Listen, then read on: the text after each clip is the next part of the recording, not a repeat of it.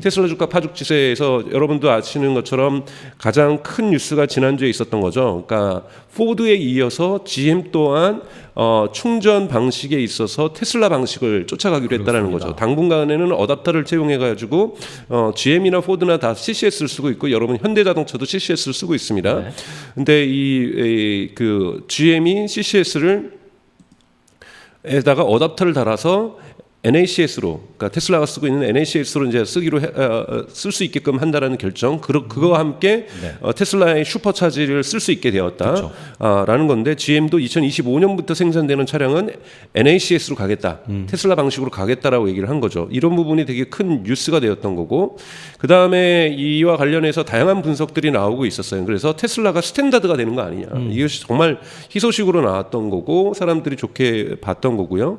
그리고 이것이 마치 도미노 이펙트처럼 지난번에도 그 프리와이어라고 하는 충전소에서도 NSCS를 채택을 하기로 했었다고 얘기를 했었는데, 지금 옆에 지금 나열하고 있는 ABB, 블링크 차징, 그리고 차지 포인트는 되게 큽니다, 여러분. 그쵸. EV고 여기도 되게 큰데요. 그다음에 플로라든지 트리티움이라든지 월박스라든지 미국에 있는 이 충전 네트워크, 그리고 여기 이름 제가 거론하지 않았는데 캐나다에 있는 이 충전소까지 다 NACS를 채택하기로 했습니다. 그러니까 이렇게 되다 보니까 지금 미국에서의 3대 자동차 회사가 여러분 아시는 것처럼 GM과 포드, 그 다음에 과거의 크라이슬러, 이제는 스텔란티스가 왔죠. 근데 스텔란티스도 기자들의 요청에 의해서 입장을 발표해서 자기네들은 아직 not ready, 그러니까 아직 준비가 안 됐다. 그러나 지금 내부적으로 대단히 신중하게 검토하고 있고 긍정적으로 검토하고 있다는 또 뉴스도 나왔어요. 그러면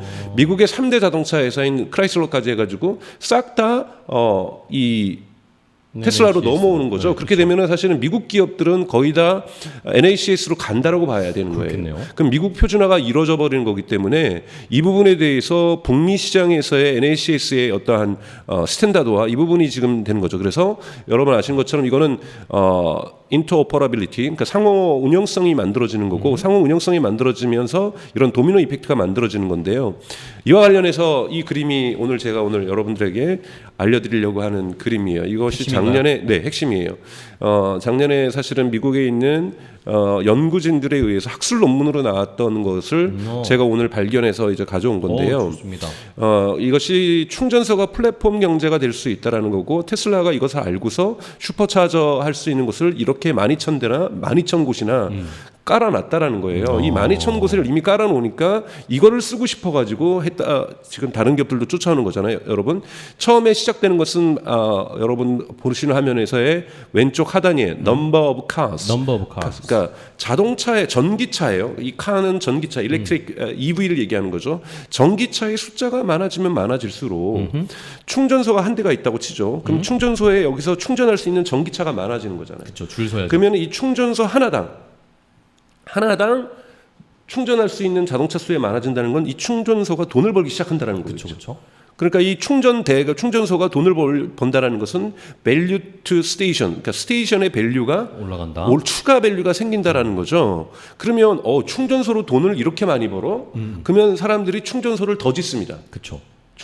왜냐면 충전소 해봤자 그냥 아무도 안 하고 막 쓰레기 쌓여 있고 뭐 충전기 막 바닥으로 던져져 있고, 한국은 그런 경우 지금 되게 많잖아요. 그러니까 먼지 쌓여 있고. 그건 아직까지 한국은 전기차가 많이 공급되지 않았다는 뜻이에요.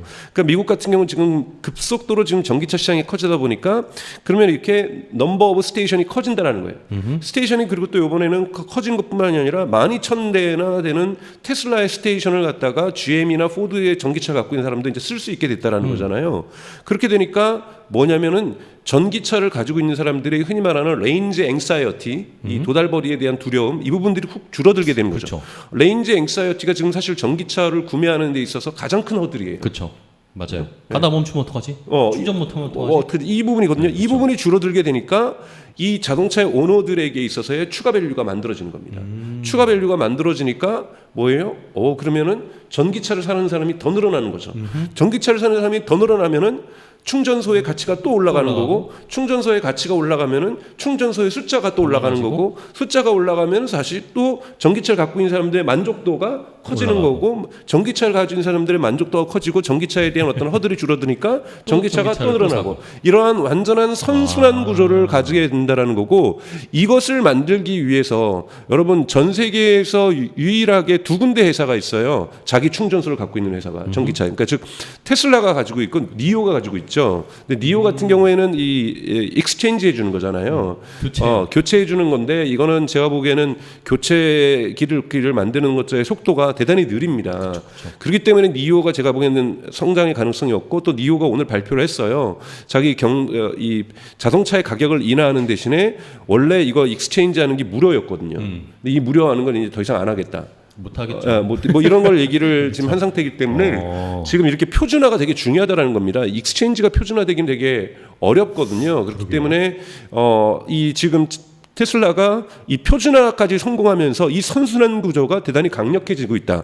그래서 월가에서 지금 보는 것은 2030년도 정도 되면은 테슬라가 연간 충전소를 통해서 100억 달러 정도를 추가적으로 매출을 올릴 거라고 보는 거예요. 제가 안 보신 분들은 앞부분 방송들을 보시면 될 것 같은데요. 저희가 요약해 놓은 거 테슬라에게서 에너지 섹터 에너지 비즈니스가 되게 중요하고 월가에서는 지금까지 메가팩이라든지 그다음에 이 충전소라든지 여기에서 일어나고 있는 매출을 그렇게 분기별 매출할 때 항상 빼놓고 있었다. 그래서 제가 그 부분을 추가한 거고 심지어는 캐시 우드마저도 사실 그 부분은 빼놓고 예측을 했었는데 주가 예측을 했었는데 저는 주가 예측을 할 때 그 부분을 집어넣고 포함을 시키면서 제가 2026년 테슬라의 주가를 500달러 선에서 형성될 거라고 말씀을 드렸었는데요. 이것처럼 이 에너지 부분에서의 성과가 확실하게 지금 벌써 예상했던 것보다 빠르게 날 수 있다는 것을 보여주는 거라는 거죠. 그래서 이런 부분이 지금 테슬라의 주가를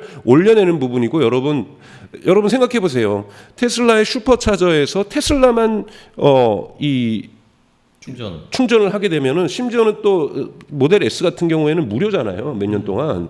그러니까 별로 이걸로 여기서 돈을 못 벌어요. 그러니까 12,000대를 깔았는데 이거 땅값까지 쳐서는 되게 임대료까지 해서는 되게 비싼 돈을 투자한 거거든요. 아무리 미국이 땅값이 한국에 비해서 저렴하다 할지라도.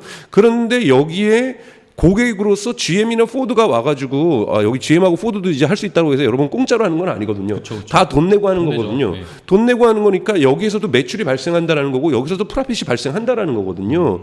이런 부분에 대한 부분이 되면은 테슬라가 또 이거를 또 개방했기 때문에 앞으로 충전소를 더 질 때마다 미국 정부로부터 보조금을 받습니다. 인플레이션 리덕션 액트에 의해서 인플레이션 감축법에 의해서 그러면 테슬라는 다른 기업에 비해서 상대적으로 더욱더 빠른 속도로 자기 충전소를 확대해 나갈 거라는 거예요. 그렇겠네요. 그렇게 되면서 충전소 산업에서 그러니까 차지 포인트라든지 미국에서 선두를 달리고 있는 EV고라든지 이런 데를 완전하게 압도하면서 미국의 넘버원 충전소 네트워크를 만들 수 있게 되는 가능성들이 만들어진 거죠. 물론 이것이 유럽이라든지 아시아 지역에서 지금 먹히고 있지 않지만 이 부분에서 미국에서는 특히 캐나다까지 해서 북미에서 세계에서 두 번째로 큰 시장이죠. 북미 시장에서 확실한 입지를 테슬라가 에너지 산업에서도 갖추게 되었다. 이것이 월가에서 대단히 긍정적으로 보게 되면서 기관 투자자들도 뭐 홀드에서 셀로 지금 입장을 바꾸고 있는 바이로 입장을 바꾸고 있는 그런 이유라고 볼 수가 있습니다. 그래서 이 그림 여러분들 이해해 주시면 좋을 것 같고요. 그리고 이제 요 얘기 이거는 뭐 부가적인 얘기인데 잠깐 하고 넘어가는 것보다는 영상 편집을 위해서 제가 그 모델이 지금 되고 있는 것. 자, 모델 3의 가격이 지금 캘리포니아에서는 캠리가 이제 우리나라도 중형차잖아요. 그쵸. 한국에서는 이제 그랜저급이라고 볼 수가 있는 건데 그거보다도 지금 가격이 싸진 거예요. 왜? 더블이니까요. 왜냐하면 즉 테슬라가 원래는 4만 달러에 팔리는 4만 240달러의 원래 표준 가격인데 여기에 7,500달러의 연방 정부가 주는 보조금을 갖고 캘리포니아 주가 주는 7,500달러 보조금을 풀로 지금 다 받게 됐어요. 그러니까 15,000달러잖아요. 15,000달러를 받으니까 가격이 26,320달러로 바뀐 거예요. 그러니까 우리나라 돈으로 한 3,500만 원에서 3,700, 4천만 원 미만이라는 거예요. 4천만 원 주고 그랜저 사시겠어요? 테슬라 사시겠어요? 테슬라 그랜저 5천만 원 하나요? 그랜저보다도 싼 거잖아요. 그렇죠. 그러니까 이렇게 형성이 그러니까 캘리포니아에서는 그쵸. 형성이 되다 보니까 모델 3가 재고 물량이 빠른 속도로 지금 줄어들고 있는 것. 그러면서 모델 3의 신형 모델이 나오게 되는 것. 이 구조가 두 번째로 지금 긍정적으로 보게 되는 즉 디맨드에 대한 컨선이 줄어들게 된다라는 건데요. 이 부분을 얘기하는 것이 이 부분입니다. 그러니까 지금 테슬라 주식이 파이퍼 샌들러라는 이 은행권이 있어요. 투자은행이 있고 투자회사죠. 투자은행에서 포터라는 애널리스트가 썼던 건 뭐냐면 앞으로 테슬라 주식이 올해 안에 25%가 더 오를 거라는 거예요. 오. 물론 이 사람 말만 믿고 여러분 저희 방송은 주식에 대한 어떠한 매매라든지 매수에 대한 어떠한 의견을 드리는 방송은 전혀 아닙니다. 이거는 저희는 소개하는 겁니다, 여러분. 소개하는 거예요. 그러니까 즉 그러니까 파이퍼 샌들러라는 이 투자 회사의 의견에 따르면은 25%가 더 오를 것이라는 거고 그 이유가 바로 여기서는 이 충전소하고 두 가지를 내고 있어요. 하나는 바로 전기차에 대한 디맨드, 특히 테슬라에 대한 디맨드가 생각했던 것보다 강하다라고 요 글을 하나 조금 더 보죠. 여기 보면 뭐라고 써 있냐면 그러면서 처음으로 저는 이런 분석 본 것 같아요. 항상 자동차에다가 뭐 얘기를 하고 그 다음에 뭐 셀프 드라이빙 카가 될 미래가치 뭐 이렇게 하면서 테슬라의 주가를 얘기하는데 이 사람이 지금 얘기하는 것은 앞으로 20달러, 25%가 올랐을 때 그 중에 135달러는 그러니까 300달러 간다라는 거예요, 이 사람. 135달러는 자동차에서 나온다. 그 밸류가 가치가. 네네. 절반도 안 되네요. 네, 근데 145달러가 어디서 나오냐면 소프트웨어하고 에너지 산업에서 나온다. 소프트웨어 산업하고 에너지 산업이 나온다는 거고 에너지 산업이 대단히 중요하다는 것은 제가 누누이 강조했던 거고 오늘도 좀 이따가 설명을 해드리겠습니다. 그래서 이 맨 밑에 다시 빨간 줄을 가면은 월가의 전문가들이죠. 월스트리트 익스펙트라고 나오잖아요. 월가에서는 테슬라가 이번 2, 4분기 때 44만 5천 대를 딜리버리 할 거로 예측을 하고 있어요. 근데 1, 4분기인데 여러분 최고치를 경신했었죠. 42만 3천 대였는데 2, 4분기 때 44만 5천 대 정도를 딜리버리 할 거라고 보니까 훨씬 더 판매량이 늘어나는 겁니다. 근데 여러분 여기서 그냥 여담으로 얘기해주면 이 중에 50%가 중국에서 생산돼요. 그러니까 제가 아직까지 베를린 공장이 풀 가동 안 되고 있고 텍사스 오스틴 공장도 풀 가동되고 있지 않다고 말씀드렸고 이것이 풀 가동되게 되면 대단히 올해도 한 180만 대 정도 예상하고 있는데 무난히 제가 보기에는 달성할 거라고 보고 있습니다. 그래서 왜냐하면 3, 4분기하고 4, 4분기가 더 늘어날 거니까요. 이렇게 지금 보고 있는 것이 테슬라의 주가를 상승시키는 원인이고요. 네. 여기까지 본 거에서 다시 돌아가서 몇 가지를 좀 짚어보죠. 재미있는 뉴스가 있는데 이 뉴스 같은 경우에는 그러니까 이 GM CEO가 베라가 여성입니다. 자동차 기업에서 여성 CEO가 이렇게 큰 대우가 된 건 저는 의미가 되게 있다라고 좀 보고 있고요. 이 베라가 GM을 이끌면서 전기차로의 전환들을 대단히 공세적으로 이끌고 있는데 여기에서도 테슬라의 강점을 찾을 수 있어요. 테슬라 요번에 이제 GM이 테슬라의 이 어답터를 쓰겠다라고 발표한 데에 있어 기자들에게 물어봤어요. 지금 너네 언제쯤 테슬라 꺾을 수 있냐 그랬더니 당분간 꺾기는 어렵다. 테슬라가 리드를 하고 있다. EV 진영에서 리드를 하고 있는 건 맞고 가장 또 자신들이 엔드 오브 디케이드 2030년까지 3만 달러에서 4만 달러 사이에 있는 EV에서 자기네들은 프로핏 못 남긴다. 솔직하게 얘기를 했네요. 솔직하게 얘기하는 그래서 이거보다 더 비싼 그래서 SUV를 만드는 거예요. 그러니까 해머라든지 GM이 어떤 SUV들을 전기차로 만드는 이유들은 프로핏을 그래도 조금이라도 남기고 싶은데 자기네들이 지금 이 3만에서 4만 달러가 뭐냐면 여러분 우리 한국에서도 있는 거죠. 볼트예요, 볼트. 그러니까 볼트가 이제 여러분 단종됩니다. 볼트 말고 새로운 모델 나오거든요. 여기에서 프로핏을 못 내고 있다라는 거예요. 그러니까 즉 뭐냐면 3만에서 4만 달러가 여러분 EV6라든지 아이오닉이에요.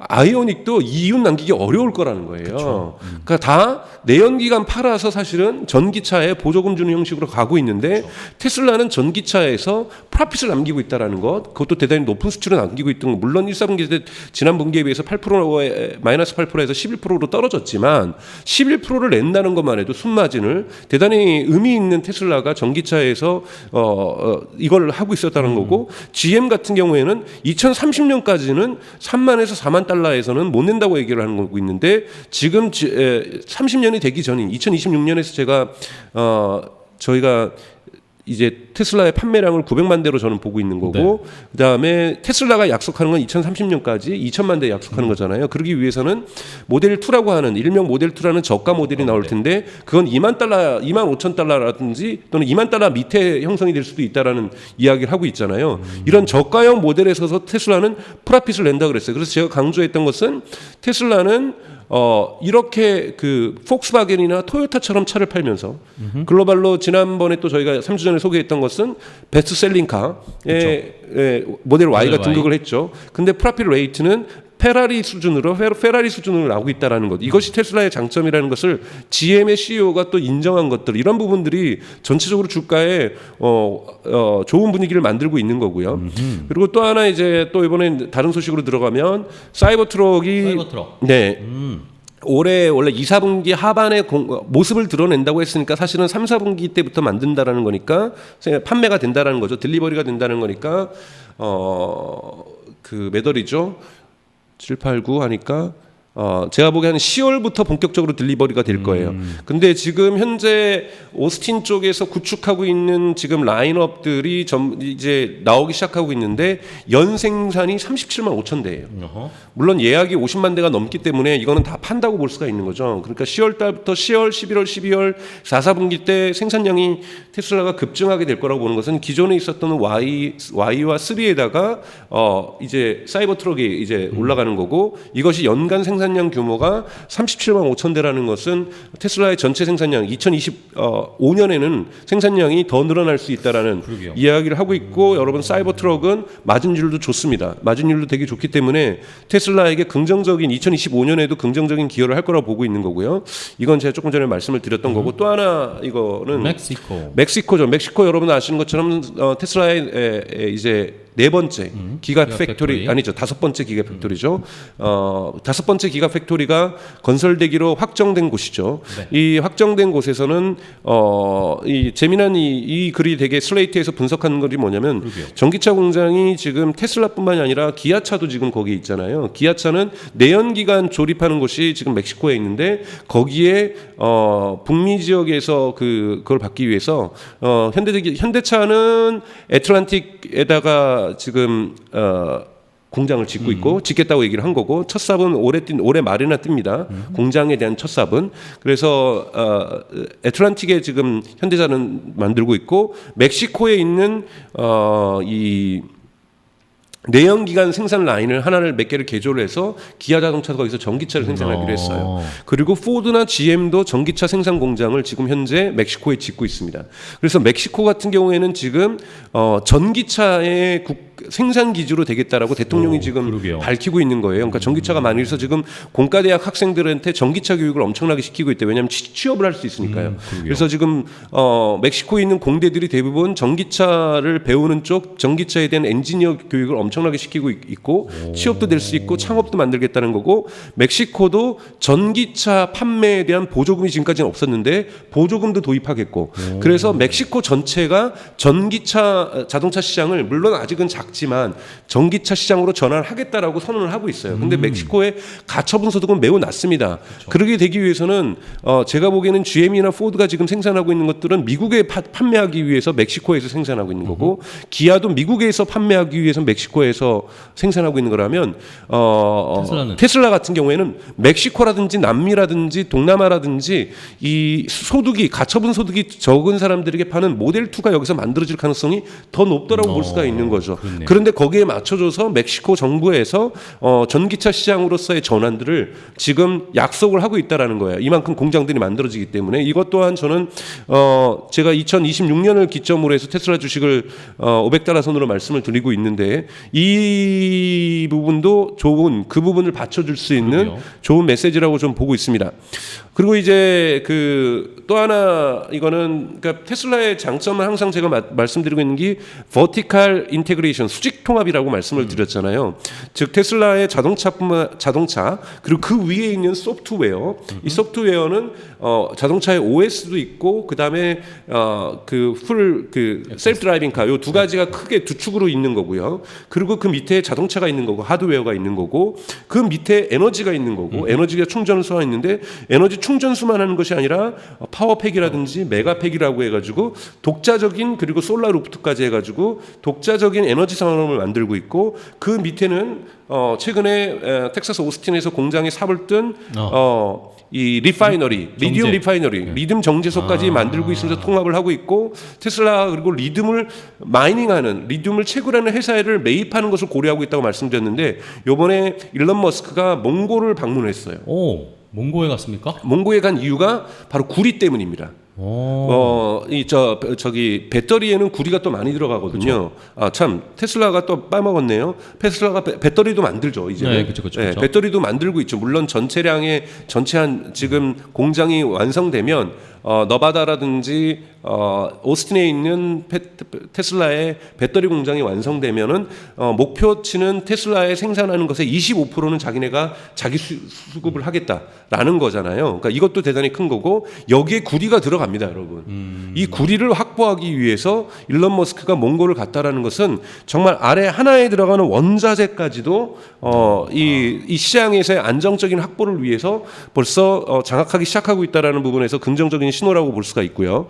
그리고 또 하나 이번에 좋은 소식이 들어왔던 것은 테슬라가 파워팩에 대한 계약을 하나 더 땄습니다. 우선은 미국의 아리조나에 뭐 5억 달러 정도의 에너지 스토리지 프로젝트를 땄고, 예, 그 다음에 또 옆에 기사 보면은 어나더 메가팩 프로젝트라고 했는데 이거는 어느 나라냐면 벨기에에서 딴 거죠. 그래서 두 개를 따면서 뭐가 됐냐면 따게 되면서 메가 팩토리가 앞으로 2년 동안 생산할 테슬라가 생각한 메가팩에 대해서 솔드아웃 된 거예요.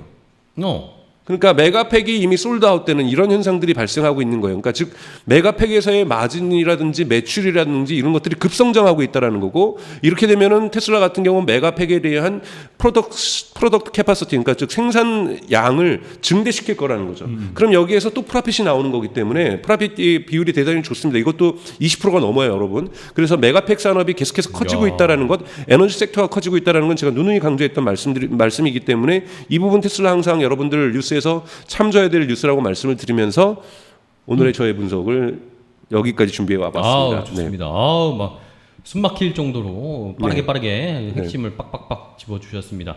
우리 아이디, 이분 아이디 항상 어려운데 RLFDMAHD님 오늘 강 박사님의 설명은 넋을 잃고 듣고 있습니다. 라고 주셨고요. 고맙습니다. 자, 태킴님, 김태님 스텔란티스 이야기 하셨어요. 스텔란티스도 NACCS 방식으로 합류할 거라고 봅니다. 라고 하시면서 스텔란티스 유럽 자동차 회사들도 많으니까 만약에 스텔란티스도 진짜 전격 합류하면 유럽 쪽에서도 NACS를 쓸 수 있지 않을까? 물론 그렇지만 스텔란티스는 이제 피아트하고 이탈리아의 피아트하고 프랑스의 푸조하고 그다음에 미국의 크라이슬러와 집 이게 합병된 거잖아요.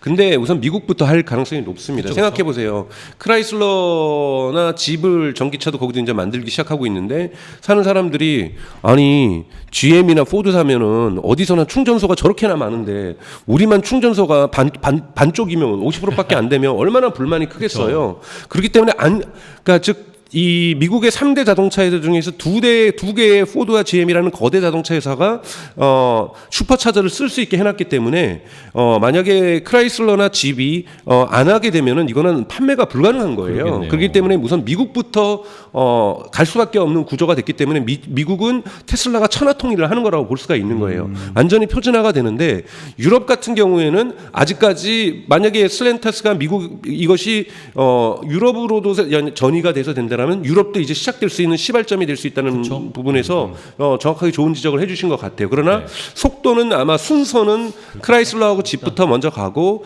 그 다음에 이제 이 두 군데로 더 가지 않을까 이렇게 생각이 듭니다. 네. 자, 그렇다면 여기서 궁금해지는 건 과연 그러면 현대기아는 계속해서 고수할 것인가? 우리나라 시장에서는 일단은 뭐 CCS를 한국에 하면 얼마 되지 않으니까 시장 점유율 정말 시장 점유율도 적고 전기차 판매량 여러분 요즘 돌아다니는 거 전기차 많다고 생각하지만 지금 유럽이나 여러분들 중국이나 미국에 비해서는 정말 아무것도 아니거든요. 우리의 보급률이라는 것은. 그래서 5%도 안 되는 나라고요. 그래서 한국이 고려가 아니라 사실은 큰 지금 현대가 가장 큰 문제는 중국에 수출 못하고 있는 것이 가장 뼈아픈 현대의 약점이고요. 근데 유럽은 아직은 CCS가 지금 보편적인 거고 테슬라 외에는 테슬라가 물론 유럽에서 시장 점유율이 높아서 네. NACS 부분. 근데 또 유럽은 이번에 아이폰도 USB-C로 가잖아요. 네. USB-C로 가는 건 유럽은 표준을 되게 좋아해요. 왜냐하면 이것저것 전선줄 여러 개 돌아다니는 거 문제 있다라고 보는 거고 전기차도 유럽도 표준화를 할 가능성이 높은데 미국이 NACS로 갔기 때문에 유럽도 NACS로 갈 수 있는 가능성들은 열려 있어요. 그렇기 때문에 현대도 제가 보기에는 진지하게 고민할 거라고 봅니다. 왜냐하면 미국에다 지금 시장에다가 지금 많은 공을 들이고 있잖아요. 그렇죠. 미국 시장에 공을 들이고 있는데 아이오닉이라든지 EV를 사는 사람들은 뭔가 손해를 본다. 그렇죠. 충전하기가 힘들면. 이러면 사람들이 불만들이 나타날 수가 있기 때문에 이 부분을 해소하기 위해서 최소한 어답터는 껴주는. 그러니까 충분히 어답터만 껴줘도 CCS에서 NACS 즉 그쵸. 테슬라 방식을 할 수가 있는 거거든요. 그래서 어답터를 아마 무료로 껴준다는 방식으로 가서라도 이 부분 해결하려고 노력할 거라고 봅니다. 네. 네. 과연 그럼 현대차가 테슬라와 이렇게 GM, 포드처럼 협력을 할까? 이거에 대한 이야기도 좀 고민이 됩니다.